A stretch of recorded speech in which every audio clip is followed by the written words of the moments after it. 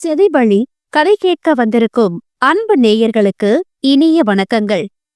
எழில் அன்பு audio novels சேனலுக்கு உங்களை அன்புடன் வரவேற்கும் நான் உங்கள் ஆர்ஜே நித்யஸ்ரீ. கதை கேட்போம், காதுகளுக்கு இனிமை சேர்ப்போம். இந்த ஆடியோ நாவல் உங்களுக்கு பிடிச்சிருந்தா லைக் பண்ணுங்க, உங்க கருத்துக்களை கீழே கமெண்ட்ஸ்ல சொல்லுங்க, உங்க நண்பர்களுக்கும் ஷேர் பண்ணுங்க. நம்ம சேனலில் தொடர்ந்து கதைகளை கேட்டு மகிழ சப்ஸ்கிரைப் பண்ணிடுங்க. கூடவே பெல் பட்டனையும் தட்டி விடுங்க.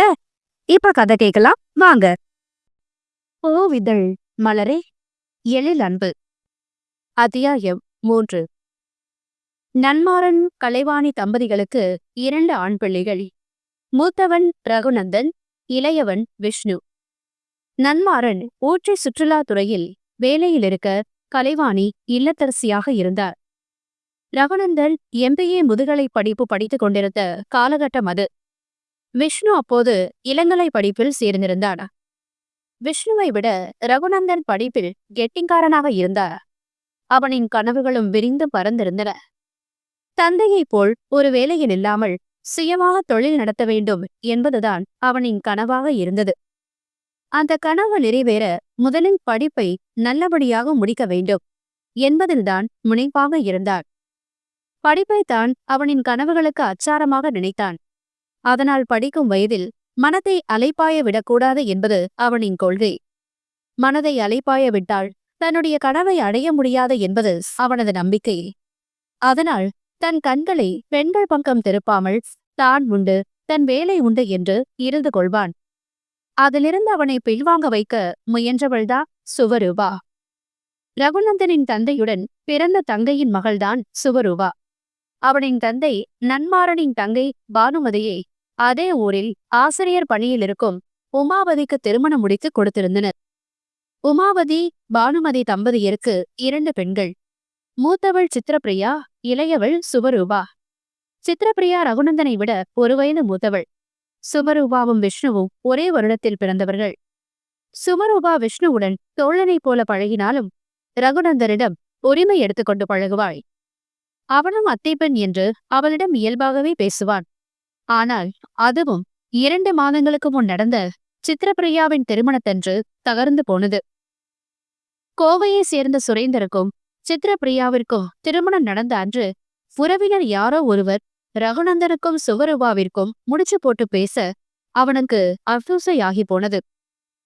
அதே நேரம் திருமணத்திற்கு வந்திருந்த சுவரூபாவின் தோழிகள், "ஓ மாமா மக சூப்பரா இருக்காரே, வீட்லயே ஒரு ஹேண்ட்ஸம் மேன் இருக்கும்போது உனக்கு என்னமா கவலை, உங்க வீட்டுல அவருக்கு தான் ஒன்று கட்டி வைப்பாங்க" என்பது போல் தோழிகள் பேச விடலை பருவத்தில் இருந்த சுபரூபாவின் மனதில் சலனம் விழுந்தது.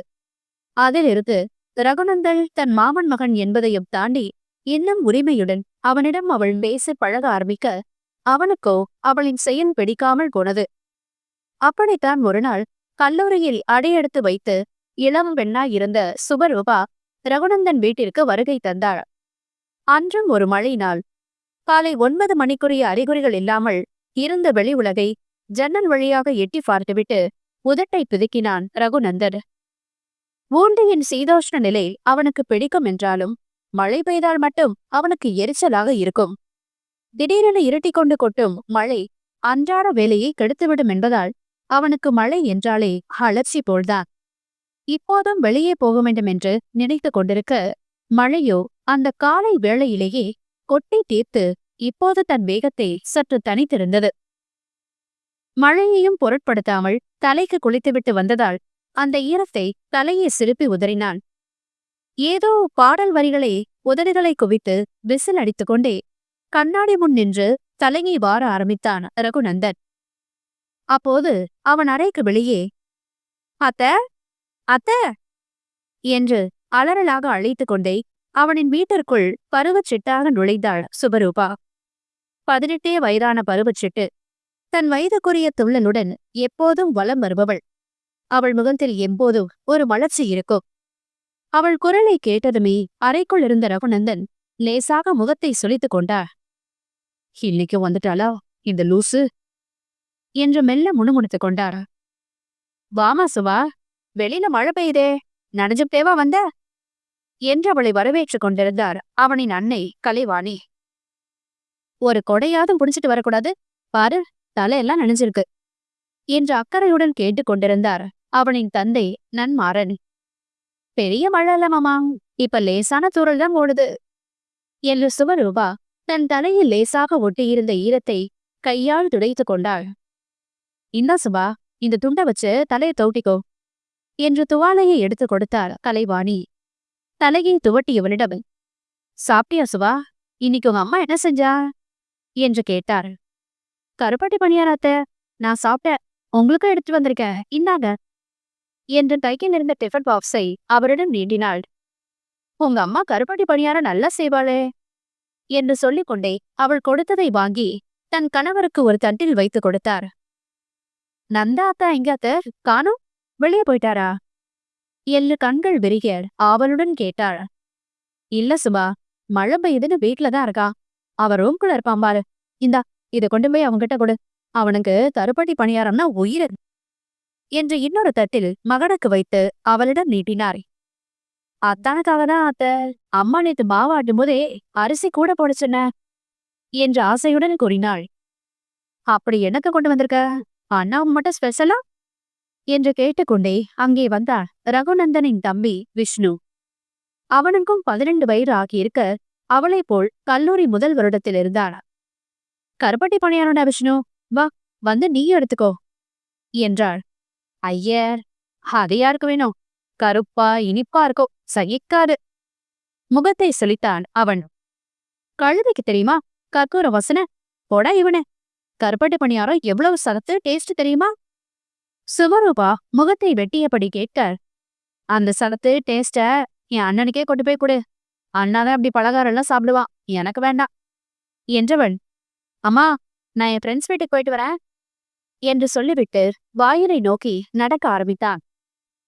டேய், இந்த மழையில ஏண்டா போற என்ற கலைவாணியின் அதட்டல் எல்லாம் அவன் காதிலேயே விழவில்லை.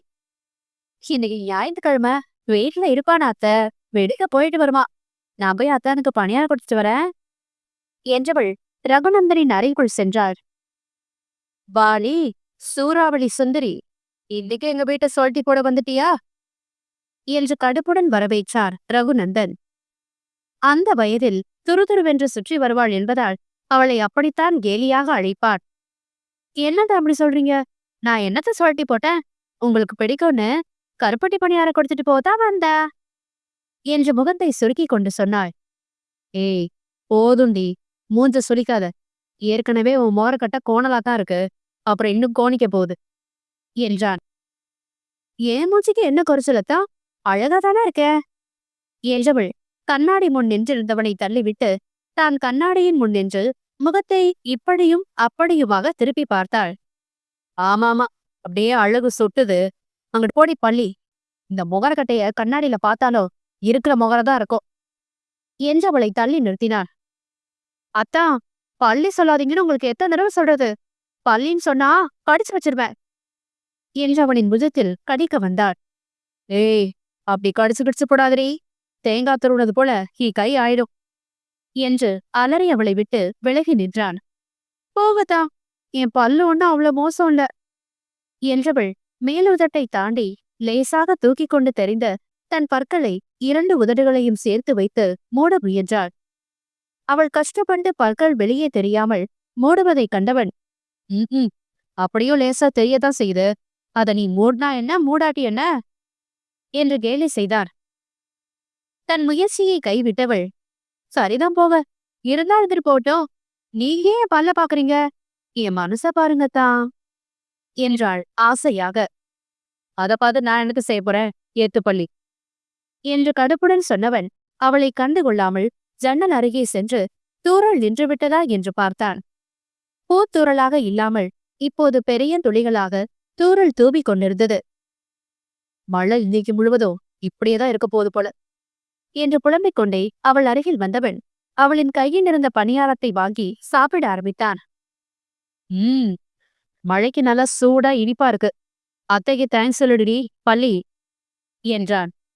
போங்கதா, எங்களுக்கு போய் தேங்க்ஸ் சொல்லிக்கிட்டு உங்களுக்கு செய்ய எங்க அம்மாவுக்கு கசக்குதா என்ன, நீங்க நல்லா சாப்பிடுங்கத்தா என்றவள் அவனின் முகத்தையே ஆசையாக பார்க்க ஆரம்பித்தாள். அப்போதுதான் அவனின் தலையில் ஈரம் இருப்பது போல் தெரிய, இந்த மழையிலேயே தலை குளிச்சிங்களாத்தா? இன்னும் தலையில ஈரம் இருக்கு பாருங்க. இங்க வாங்க, நான் தொடச்சு விடுறேன் என்றவள் அவன் ஜன்னல் கதவில் விரித்து விட்டிருந்த துவாலையை எடுத்து வந்தாள். கம்முனு ரெடி பள்ளி, கொஞ்ச நேரத்துல அதுவா காஞ்சிடும் என்றான். மழை பெய்யறத்தா, சளி பிடிச்சுக்கோ, சும்மா வாங்க தொடச்சு விடுறேன் என்றவள் அவனின் கையை பிடித்து இழுத்து கட்டிலில் அமர வைத்தாள். ஏய், பேசாம இருன்னு சொல்றல, நான் பணியாரத்தை சாப்பிட்டு முடிச்சுட்டு தொடச்சுக்கிறேன், நீ ஒண்ணு பண்ண வேண்டாம் என்று கடுப்புடன் தடுத்தான். ஆனால் அவள் கேட்டாள் தானே. நீங்க சாப்பிடுங்கத்தா, நான் தொடச்சு விடுறேன் என்று அவன் மறுக்க மறுக்க அவனை அமர வைத்து துடைக்க ஆரம்பித்தாள். ஏடி, என்னை இப்படி ஒட்டிட்டு நிக்கிறியே, உனக்கு வெக்கமே வரல? தன் அருகில் நெருங்கி நின்று தலையை துவட்டுவதில் மும்மரமாக இருந்தவளிடம் எரிச்சலுடன் கேட்டாள். உங்ககிட்ட என்ன கேட்டாக்கா வெக்கம் என்று கேட்டாள். ஆமாமா, இந்த எத்துப்பள்ள வச்சுட்டு வெக்கப்பட்டு என்ன ஆக போகுது என்று கேலியும் கடுப்புமாக சொல்லி சிரித்தான். போங்கதா, உங்களுக்கு எப்ப பார்த்தாலும் கேலிதான் என்று அவன் எரிச்சல் புரியாமல் சலிப்பது போல் சொன்னாலும் அவனின் பேச்சை எல்லாம் அவள் பெரிதாகவே எடுத்துக்கொள்ளவில்லை. அதுதான் அவளின் குணம். சில நேரம் அவனின் கேலியில் சினுங்கினாலும் அடுத்ததை கண்டுகொள்ளவே மாட்டாள். அப்போது அப்படித்தான் அவனின் மீது பைத்தியமாக இருந்தாள். அவனே தடுத்தால் கூட அவன் பின்னால் சுற்றினாள். போதும் போதும், தள்ளிப்போ, தோட்டி விடுறேன்னு என் தலைய சொட்டையாகினத என்று அவளின் கையை விலக்கி விட்டான். அவனை விட்டு விலகி நின்றவள் அவனின் முகத்தை ஆசையாக பார்த்தாள். என்னடி, ஒரு மார்க்கமா பாக்குற என்று சந்தேகமாக அவளை பார்த்து கொண்டே கேட்டான். ரொம்ப அழகா இருக்கீங்க அத்தா என்றாள் ரசிப்புடன்.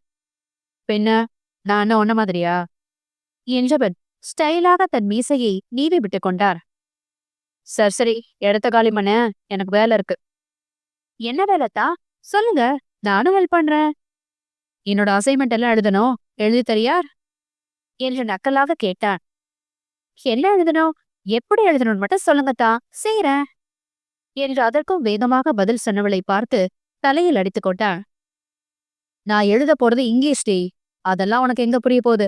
நீயே இங்கிலீஷ் படிக்க பயந்து போய் தானே BA தமிழ் குரூப் எடுத்திருக்க. ஆமா, தமிழ படிச்சு என்னடி செய்ய போற என்று கேட்டான். தமிழ் எனக்கு ரொம்ப பிடிக்கும் அத்தா, அதான் அந்த குரூப் எடுத்த. நான் தமிழ் டீச்சராக போறேன் என்றாள் பெருமையாக. ஓஹோ, ஆகு ஆகு என்றான் அலட்சியமாக. நீங்க இந்த வருஷம் MBA சேர்ந்துக்கீங்களேதா, அது படிச்சுட்டு என்ன செய்ய போறீங்க?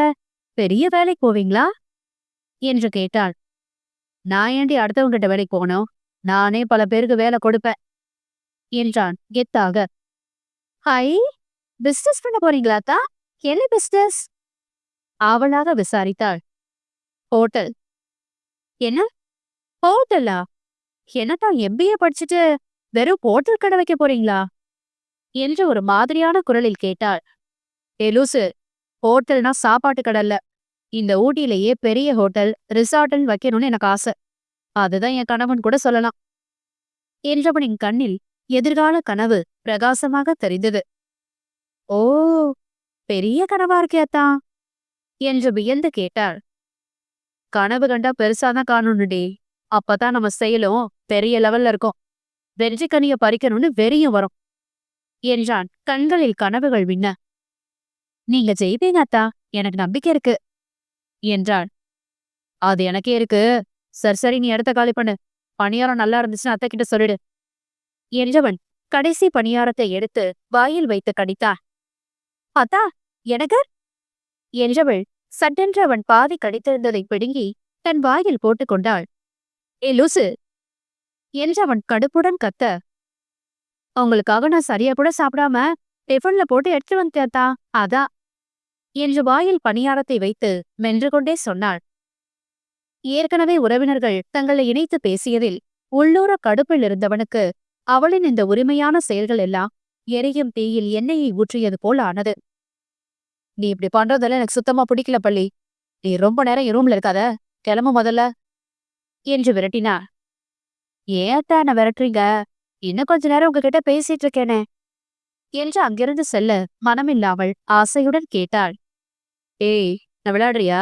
நீ இவ்வளவு நேரம் என் ரூம்ல இருந்தது தப்பு, முதல்ல வெளியே போ ஏன் அத்தா? நான் இங்க இருந்தா என்ன?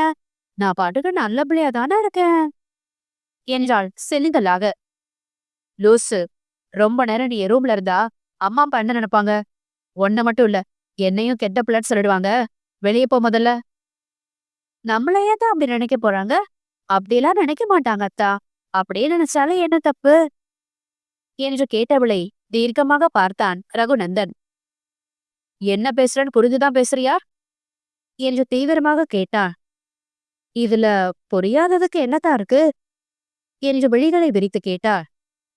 இவ விளையாடுறாளா என்ன என்று கூர்மையுடன் பார்வையை அவள் மீது பதித்தான்.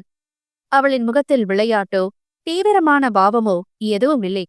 இது நடைமுறைதானே என்பது போல் வெகு இயல்பாக இருந்தாள். 18 வயது பெண்ணாக இருந்தாலும் ஒன்றும் அறியாத பெண் என்று அவளின் பேச்சை ஒதுக்கித் தள்ள முடியவில்லை. எதுபலி, உன் பேச்சும் பார்வையும் சரியில்லை, இங்கிருந்து கிளம்பிடு என்று கடுப்புடன் சொன்னவன் அவளை பார்க்காமல் முகத்தை திருப்பிக் கொண்டார். மெல்ல அவனை நெருங்கி அவனின் தோளில் கை வைத்தவள், என்னதா என்னென்னவோ சொல்லிட்டு இருக்கீங்க? நான் எப்பவும் போலதான் இருக்கேன் என்றாள். என்று சலிப்புடன் தன் தோளில் இருந்த அவளின் கையை தள்ளிவிட்டவன், சும்மா அப்பாவை போல பேசி வைக்காத சுபா, கடுப்பா இருக்கு. ஒரு வயசு பையனோ வயசு பொண்ணோ தனியா இருந்தா மத்தவங்க என்ன நினைப்பாங்கன்னு தெரியாத பொண்ணா நீ என்று எரிச்சலுடன் கேட்டார். தெரியாம என்னத்தா? நல்லா தெரியுமே. அது கூட தெரியாத அளவுக்கு நான் சின்ன பொண்ணா என்ன? நானும் இப்ப காலேஜ் போறேனாக்கும். நம்ம 2 பேரையும் சேர்த்து பேசினா என்னத்தா? அதுல என்ன தப்பு? நாம கட்டிக்கிற முறை தானே. நினைச்சா நினைச்சிட்டு போட்டாத்தா. அப்படி நடந்தா எனக்கு சந்தோஷம்தான். அதனால நீங்களும் சந்தோஷமா இருங்க என்று அவனின் கன்னத்தை கிள்ளிவிட்டு மகிழ்ச்சியுடன் அவனின் அறையை விட்டு சிட்டாக பறந்தாள் சுபரூபா. என்ன சொல்றா இவ என்று அவள் சொல்லிச் சென்ற வார்த்தைகளில் திகைத்து போனவனாய் நின்றான் ரகுநந்தன். உறவினர்கள் பேச்சை கேட்டதிலிருந்து அவள் மீது ஒரு கோபம் அவனுக்கு உள்ளுக்குள் இருந்தாலும் கூட அவள் வயது அப்படி. அதுதான் சற்று உரிமையுடன் பழகுகிறாள் என்றுதான் முதலில் நினைத்திருந்தாள். ஆனால் அவளின் வார்த்தைகள் அவள் இப்போது ஏதோ உள்ளர்த்தத்துடன் பழகுகிறாளோ என்ற எண்ணத்தை அவனுக்குள் விதைத்தது. அவள் நடந்து கொண்டதும் பேசிச் சென்றதும் அவன் உள்ளத்தை சூறாவளியாக சுழன்றடித்தது. இது சரியில்லை. அவளின் எண்ணங்களை இப்படியே வளர விடுவது நல்லது இல்லை. அவள் மீண்டும் இப்படி பின்னாத்தினாள் என்றால் முடிவாக கண்டிப்புடன் பேசிவிட வேண்டும் என்று தீர்மானம் எடுத்துக்கொண்டார். ஆனால் அவனின் பேச்சு அவளின் மனதை ஆழமாய் காயப்படுத்தப் போவதை அவன் அறியவே இல்லை. அத்தியாயம் 4. அன்று காலை வீட்டில் எப்போதும் அணியும் உடையுடன் வரவேற்பறைய இருந்த சோஃபாவில் வந்தவர்தான் ரகுநந்தன். எதிரே இருந்த சோஃபாவில் தந்தை நன்மாறன் அமர்ந்து செய்தித்தாளை படித்துக் கொண்டிருந்தார். அப்போது சமையல் அறையிலிருந்து வந்த கலைவாணி மகன் இருந்த கோலத்தை பார்த்துவிட்டு, நீ இன்னும் கிளம்பலையா ரகு என்று கேட்க அவரை புரியாமல் கேள்வியுடன் பார்த்தாள் மகன். என்னப்பா அப்படி பாக்குற? சுபா உன்கிட்ட சொல்லலையா என்றவாறு அப்போதுதான் மாடியிலிருந்து இறங்கிக் கொண்டிருந்த மருமகளை பார்த்தார் அவர். ரகுநந்தனின் பார்வையும் மனைவியின் புறம் திரும்பியது. ஆனால் அவளின் பார்வையோ மறந்தும் கூட கணவனின் புறம் திரும்பவில்லை. சர்தம் போடி என்பது போல் தானும் தலையை திருப்பிக் கொண்டாள். உங்க வீட்டுக்கு இன்னைக்கு மறுவீட்டு விருந்துக்கு போற விஷயத்த நீ உன் புருஷன்கிட்ட சொல்லவே இல்லையா சுபா என்று மருமகளிடம் நேரடியாக கேட்டார் கலைவாணி. இல்லத, மறந்துட்ட என்றவள் குரலில் எந்த உணர்வும் இல்லை. மறந்துட்டாளா என்பது போல் கலைவாணி மருமகளையும் மகனையும் மாறி மாறி பார்த்தார். இருவரும் கவனமாக பார்த்துக் கொள்வதை தவிர்ப்பதை கண்டு கொண்டார். அவருக்கு வேதனையாக இருந்தது. இருவருமே பேசிக்கொள்வது கூட இல்லையோ என்றுதான் அவருக்கு தோன்றியது. அவரின் எண்ணம் சரிதான் என்பது போல் அவர்களுக்குள் அத்தியாவசியமான பேச்சுவார்த்தைகள் கூட இல்லை என்றுதான் சொல்ல வேண்டும். திருமணம் முடிந்த மறுநாள் மழை ஓரளவு விட்டிருந்ததால் உறவினர்கள் எல்லாம் ஊர் கிளம்பி இருந்தனர். ஒரு உறவினர் காலையில் கிளம்பினால் சிலர் நண்பகல் மாலை என்று மாறி மாறி கிளம்ப அந்த நாள் முழுவதும் ஓரளவு உறவினர்கள் நடமாட்டம் இருந்ததால் அவர்களுடனே மணமக்களுக்கு நேரம் சென்றுவிட்டது. மணமக்களுக்கு என்று சொல்வதை விட மணப்பெண்ணான சுபரூபாவிற்குத்தான் உறவினர்களுடன் நேரம் சென்றது எனலாம். ரகுநந்தனோ அவர்களுடன் சிறிது நேரம் மட்டுமே இருந்தவன் கிளம்பி அவனின் தங்கும் விடுதிக்கு சென்று விட்டான். அவனது கனவு லட்சியத்தை ஓரளவு அடைந்திருந்தான் என்றே சொல்லலாம். MBA படிப்பை முடித்து அனுபவத்திற்காக 2 வருடங்கள் ஒரு உயர் தங்கும் விடுதியில் வேலை பார்த்தவள் அந்த வேலையில் உள்ள தொழில் நுணுக்கங்களை கற்றுக்கொண்டு வெளியே வந்து வேலையில் இருந்தபோது சேமிப்புத்த சேமிப்புடன் வங்கி கடனும் வாங்கி முதலில் ஒரு சிறிய விடுதியை மட்டும் நடத்த ஆரம்பித்தான். ஊட்டி சுற்றுலா தலம் என்பதால் தங்கும் விடுதி சுணக்கமில்லாமல் நல்ல லாபம் ஈட்டி தந்தது. அதை வைத்தே சிறியதாக இருந்ததை இப்போது 3 நட்சத்திர விடுதி என்றளவு விடுதியின் தரத்தை உயர்த்தி இருந்தாள். தொழில் உயர உயர வீட்டின் வசதி வாய்ப்புகளையும் உயர்த்தியவனும் ரகுநந்தன் தான். என்னதான் மகன் தொழிலில் சிறந்து விளங்கினாலும் கூட நன்மாறன் சுற்றுலாத்துறை பணியில் தன் வேலையை இன்னும் தொடர்ந்து கொண்டுதான் இருந்தார். விஷ்ணு கல்லூரி படிப்பை முடித்ததும் அவனை தன் தொழிலுக்கு அழைத்து கொண்டார் ரகுநந்தன். சொந்தமாக தங்கும் விடுதி இருந்தாலும் கூட மகனின் திருமணத்திற்கு வந்திருந்த உறவினர்களை அங்கே தங்க அனுப்பாமல் மகன் எடுத்துச் சொன்னதையும் கேட்காமல் தங்கள் வீட்டிலேயே இருக்கும்படி பார்த்து கொண்டவர் கலைவாணிதான். இருவரும் திருமணத்தில் காட்டிய வெறுப்பில் எங்கே இருவரும் தனித்தனி அறையில் இருந்து விடுவார்களோ என்ற எண்ணத்தில் உறவினர்கள் வீட்டில் இருந்தால் அதை வைத்து மகனையும் மருமகளையும் ஒரே அறையில் பிடித்து வைக்கலாம் என்பதுதான் அவரின் திட்டம். அவரின் திட்டம் என்னவோ சிறப்பாகத்தான் நடந்தது. ஆனால் மனம் பிரிந்திருக்கையில் மணமக்கள் ஒரே அறையில் சேர்ந்திருந்தாலும் பிரிந்திருந்தாலும் ஒன்றுதான் என்று அவருக்குத்தான் புரியாமல் போனது. இருவரும் பேசிக் கொள்வதில் கூட ஆர்வம் காட்டவில்லை. முன்பு அத்தை மகளாக இருந்தபோதே தன்னிடம் இழைப்பவள் இப்போது மனைவியாக இருக்கும்போது சும்மா இருப்பாளா என்று கூட ரகுநந்தன் நினைத்தது உண்டு. ஆனால் அவள் அவனின் நினைப்பை பொய்யாக்கினாள். அவள் ஏதாவது இடக்காக பேசினாள். திருப்பிக் கொடுத்த அதே நேரத்தில் கூடுமானவரை அவன் இருக்கும் இடத்தை விட்டு விலகித்தான் இருந்தாள். முன்பு இருந்த துருதுருப்போ கலகலப்போ அவளிடம் எதுவும் இல்லை. அவள் முகத்தில் இருக்கும் மலர்வு இப்போது காணாமல் போயிருந்தது. ஒருவித இறுக்கத்துடனேதான் இருந்தாள். அவளின் அந்த மாற்றமெல்லாம் ரகுநந்தனை உள்ளூர வியக்க வைத்ததென்னவோ உண்மை. இளம் பருவத்தில் அவள் இருந்ததற்கும் இப்போது வளர்ந்து பெண்ணாய் இருப்பதற்கும் இடையே உள்ள வித்தியாசத்தை ரகுநந்தன் உள்ளூர வியப்பாய் உணர்ந்தான். வாய் ஓயாமல் படபடவற்று பேசிக் கொண்டிருந்தவள் இப்போது அளந்து வைத்ததைப் போல் நறுக்கென்று பேசுகிறாள். நடக்கும் போதே ஒரு துள்ளலுடன் நடப்பவள் இப்போது அழுத்தமாக ஆளுமையாக ஒவ்வொரு அடியையும் எடுத்து வைக்கின்றாள். துருதுருவென அலைப்பாயும் கண்களில் இப்போது அமைதியும் நிதானமும் வந்திருந்தன. முன்பு மிகவும் ஒல்லியாக இருப்பாள். அதனால் அவளின் ஒட்டிப்போன கன்னங்களுக்கிடையே அவன் கேலி செய்யும் அவளின் பற்கள் உதட்டை தாண்டி வெளியே வரை நன்றாக துருத்திக் கொண்டிருப்பதற்காக இருக்கும். அதனாலே அவளை கண்டால் அவனுக்கு இலக்காரம் உண்டு. ஆனால் இப்போதோ சற்று சதை போட்டிருந்தாள். அதிகமாகவும் அதே நேரம் மிக ஒல்லியாகவும் இல்லாமல் அளவான எடையில் கன்னங்கள் எல்லாம் இப்போது பளபளப்பாக இருந்தன. அதில் பற்களும் சற்று உள்ளடங்கியது போல் மாறி முன்போல் அதிகமாக துருத்திக் கொண்டிருக்கவில்லை. மனைவியை அணு அணுவாய் ஆராய்ந்தவனுக்கு இவளிடம் இவ்வளவு மாற்றமா என்றவன் மனம் அவனையும் அறியாமல் அவளின் தன்மையிலிருந்த ஒற்றுமை வேற்றுமையை பிரித்து பார்த்து கொண்டிருந்ததை உணரவே இல்லை. அவளை வெறுப்பவன் அவளின் இயல்பை இவ்வளவு தூரம் அறிந்து வைத்திருப்பதையும் அவன் அறியவில்லை. இப்போதும் காலையிலேயே தலைங்கு குளித்து இன்னும் சரியான உலராத கூந்தலை விரித்துவிட்டு ஒரு காட்டன் புடவையில் வெகு இயல்பாக வந்தவளை கனநேரம் கண்டிருந்தாலும் கூட அவளின் உருவம் இன்னும் கண்ணுக்குள் உறுத்தி கொண்டிருக்க காதுகளோ அவளும் அன்னையும் பேசுவதை கேட்க தயாராகியிருந்தன. என்ன சுபாது, நேத்து அவன்தான் வீட்ல இல்லாம ஹோட்டல் போயிட்டான். அவன் வந்த பிறகு நீ சொல்லிருப்பன்னு நினைச்சேன். இன்னும் சொல்லாம இருக்க. இன்னைக்கு காலையில சாப்பாட்டுக்கே நீங்க உன்னோட அம்மா வீட்டுக்கு போறதா தான் பேச்சு. இன்னும் கொஞ்ச நேரத்துல சித்ராவும் அவ மாப்பிள்ளையே உங்களை அழைக்க வந்துருவாங்க. அவன் இன்னும் கிளம்பாம உட்கார்ந்துக்கான் பாரு என்ற மருமகளை கடிந்து கொண்டார் கலைவாணி. உங்க பிள்ளை எங்க வீட்டுக்கெல்லாம் வருவாரா தெரியலையாத்த? அப்புறம் எப்படி நான் கூப்பிட முடியும் என்று அலட்சியமாக கேட்டாள் சுவரூபா. என்னம்மா சும்மா இப்படி சொல்ற? அவன் எப்படி வரமாட்டேன்னு சொல்லுவான்? இப்ப அது அவனோட அத்தை வீடு மட்டும் இல்ல, மாமியார் வீடுதான்.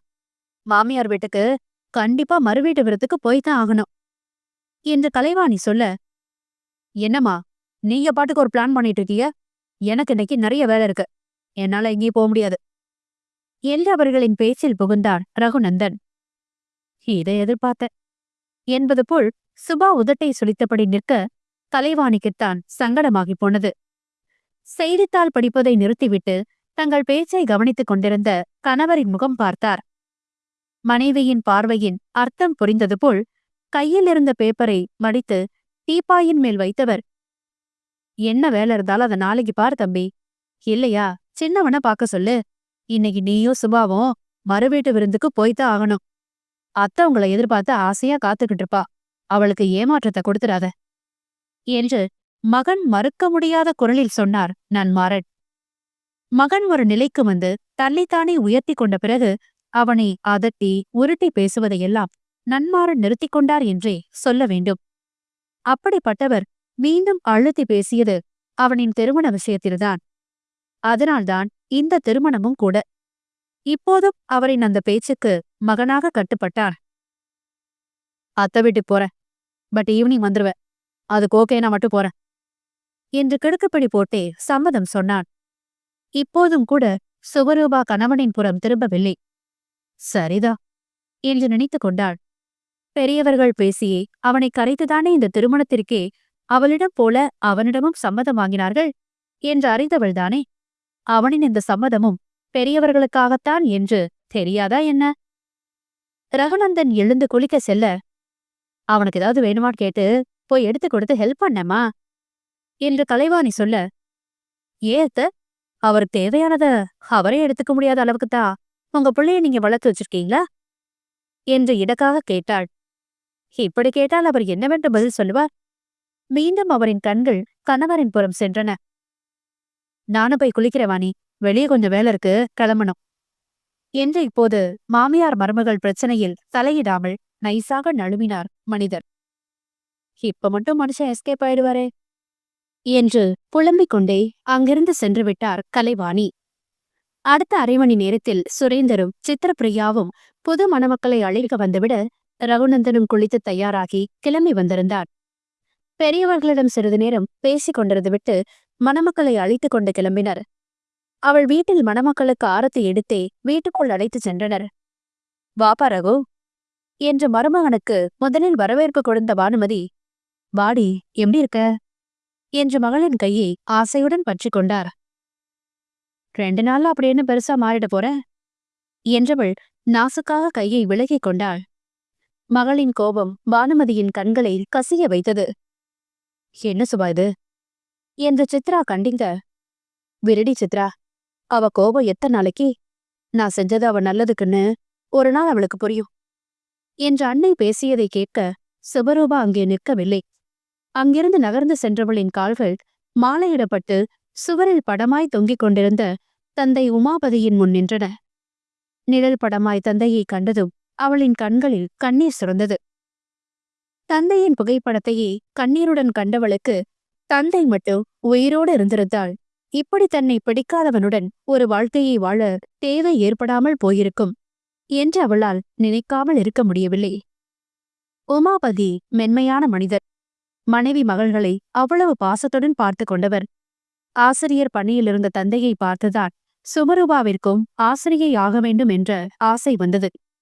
இப்போது தமிழ் ஆசிரியையாக பணியில் இருந்தாள் சுபரூபா. பருவ பெண்ணாக இருந்தபோது ஆசைப்பட்ட கனவை நிறைவேற்றிக் கொண்டாலும் கூட சொந்த வாழ்வில் அவளுங்களும் சில வழிகள் இருந்தன. ஆனால் அது யாருக்கும் புரியாமல் போனது. சுரேந்தரிடம் பேசிக் கொண்டாருந்தாலும் கூட பெண்கள் பேசியதையும் மனைவி மட்டும் விலகிச் சென்று தந்தையின் படத்தின் முன் கண்ணீருடன் நின்றிருப்பதையும் பார்க்கவே செய்தான் ரகுநந்தன். அவனின் பார்வை புகைப்படத்தில் விழுந்தது. அந்த நேரம் அவன் மனசிலும் அந்த எண்ணம் ஓடியது.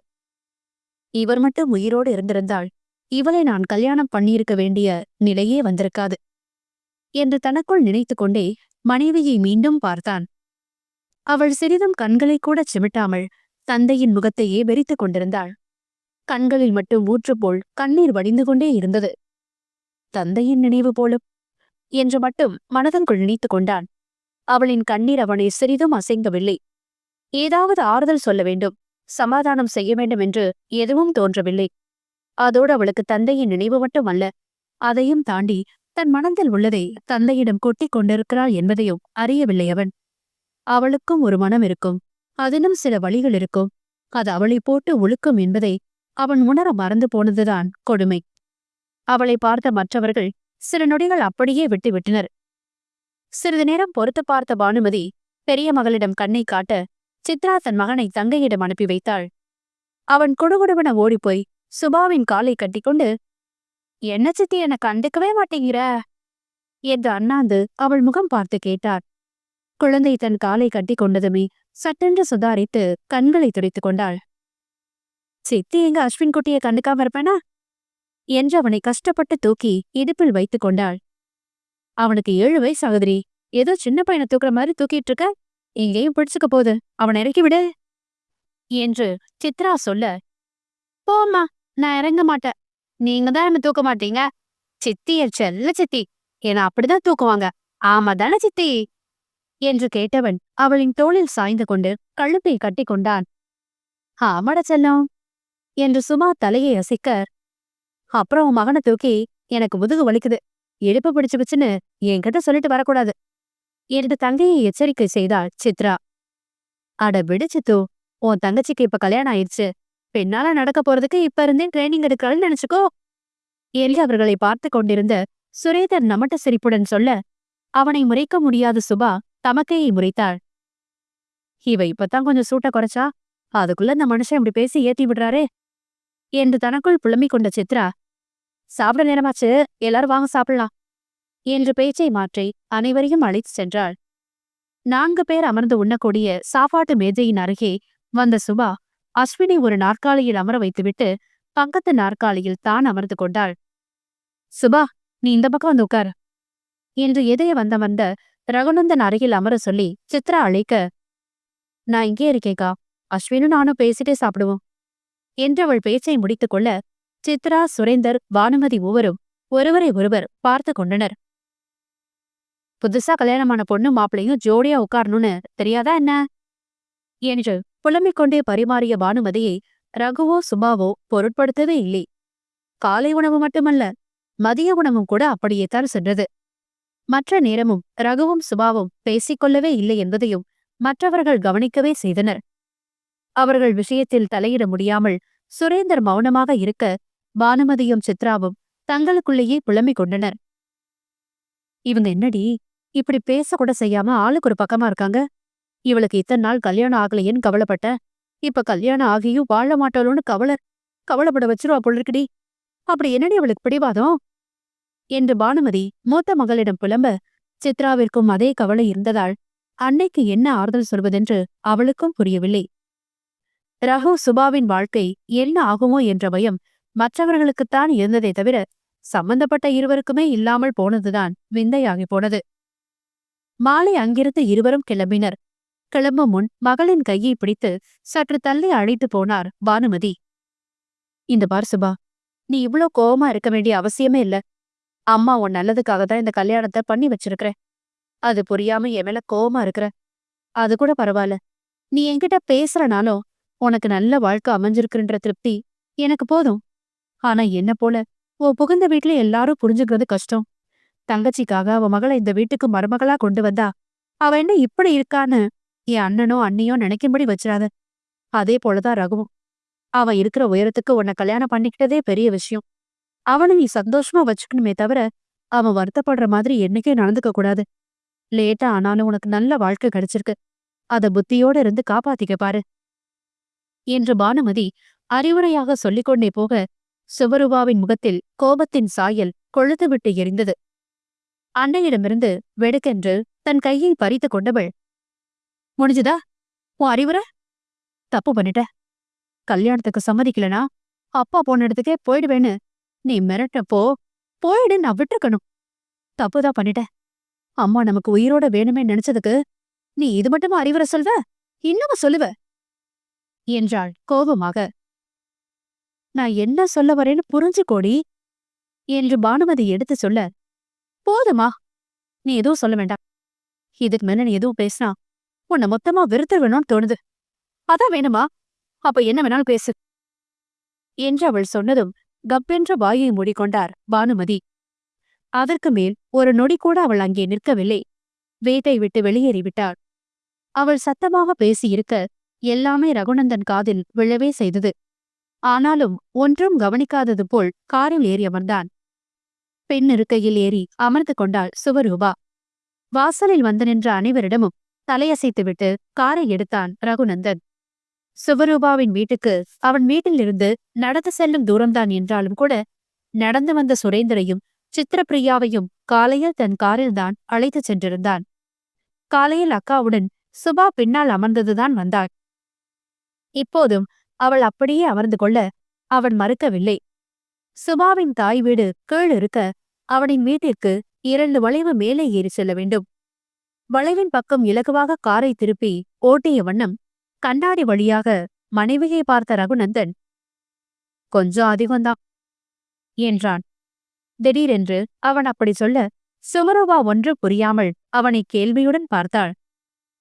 டிராமா கொஞ்சம் அதிகம்தான்னு சொன்னேன் என்றவனிடம் இப்போது நக்கல் தெரிந்தது. என்ன டிராமா பண்ணுனா என்று கோபம் துளிர்க்க கேட்டாள். இந்த கல்யாணம் பிடிக்காதது போலும், உன்னை கட்டாயப்படுத்தி எனக்கு கல்யாணம் முடிச்சு கொடுத்தது போலும் என்னமா சீன் போடுற நீ? உனக்கு எப்படிலாம் நடந்துக்க தெரியுமான்னு எனக்கே ஆச்சரியமா இருக்கு என்றவன் குரலில் போலி ஆச்சரியம் பிரதிபலித்தது.